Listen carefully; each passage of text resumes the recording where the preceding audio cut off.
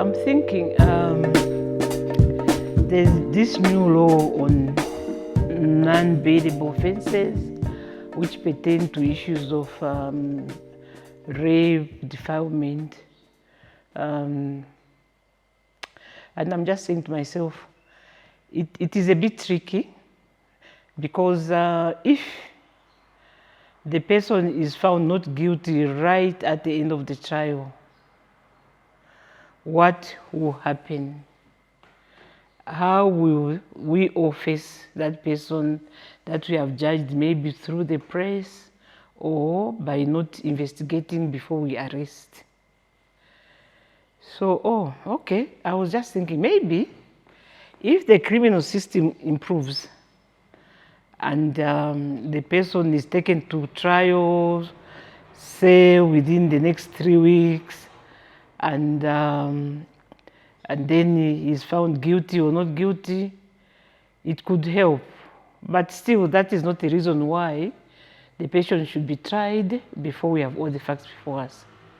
Okay, supposing there's the way I know the criminal system, the criminal justice system, you appear before the court and for mention, and then the judge will give it, the magistrate or judge will give it another so many days for you to appear. I think from what I remember my old practice, you'd be asked to appear almost 3 times. Now, the way the administration of justice goes these days, from what I've observed, the person will appear and then they will be told, let me take to the 1st May, they'll go and they'll be told, oh, come back 1st June. 1st June, they'll be told, come back 1st July. And then a date is given for the trial. And after the date is given for the trial, the first witness gives evidence.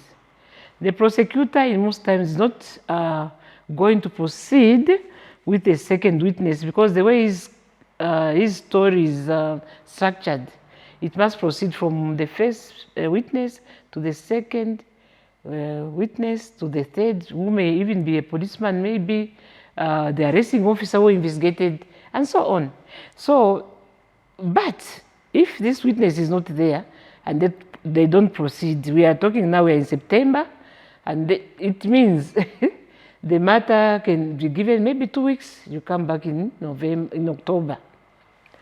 In October, the witness 2 comes and you hear witness 2. In some cases, if the prosecutor is organized, maybe you can bring all the witnesses on the same day. But so you hear witness 2, then unfortunately witness 3 has got a funeral. I mean, these are human facts, has got a funeral. So you adjourn again, or he may have been sent to another trial in Petauke. So we are already in November.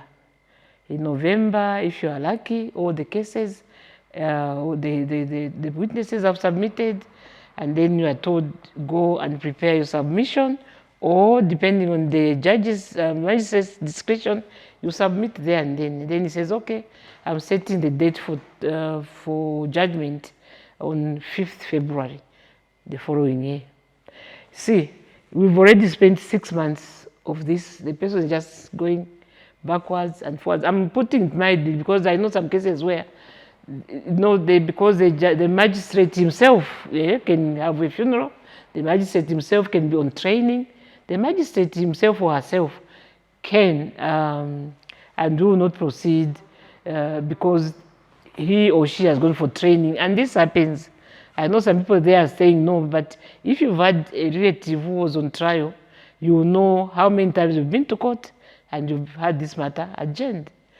So then the judgment comes after 6 months, 7 months, maybe a year, and the person is not guilty. That is the case that I'm thinking about. And I'm thinking like that because in my experience, I've had a case where a girl will cry rape only because she was rejected. A girl will cry defilement only because maybe the parents sent her to go and get money from this man and the man said he didn't want. So the girl will cry, rape, defilement, for all sorts of reasons, just to get even with this man or with this woman. Because yes, I'm not forgetting the fact that there are some women also have been accused unfairly about raping. But if you look at the word rape itself, it does not apply to women. But let's continue on this story. So you've been in court in jail, not bailable, for 6, 7, 8, 9 months before the magistrate says you are not guilty, because some of the evidence, it does not tally. So what we needed to do is improve on the procedures for these types of cases. For example, so that the witness can, not the witness, the accused can quickly go to trial and come out. Even if you say it will be only for 3 months, again, we are talking about the unfairness of the whole thing. Because this person would have been there, whether it's 1 month, 2 months, 3 months, even 2 days. Those of you that have even gone to any police cell or to jail, to Chimbokaira or things like that, will see and will notice how dirty these places can be, how just dehumanizing it can be that you've left your own home on a trumped-up charge. So no matter how short the trial, I believe that if you are not guilty, they should not be, or should not even be arrested.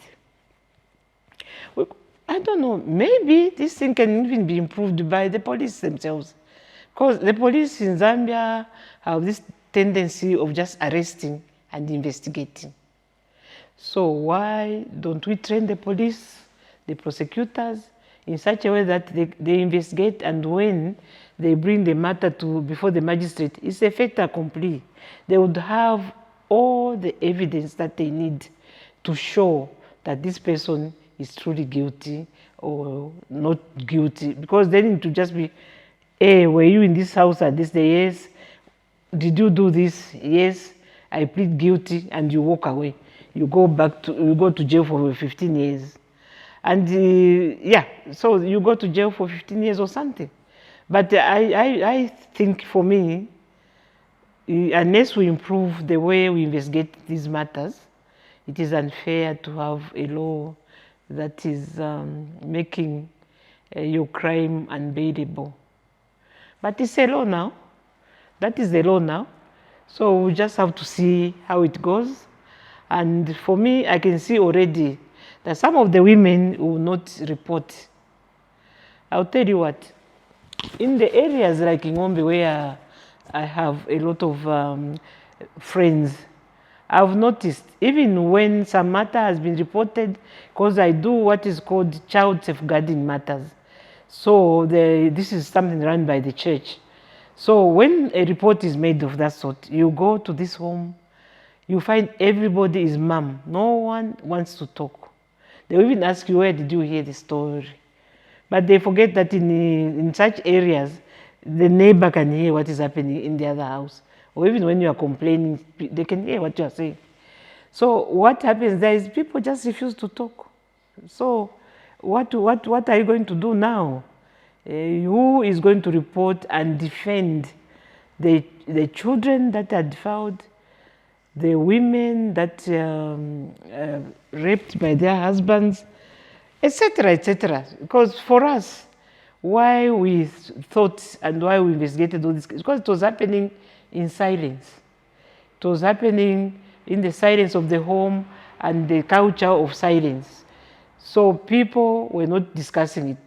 I see a story where they go right back from where we started, where they will not say anything. They will just keep quiet and sweep the matter under the carpet.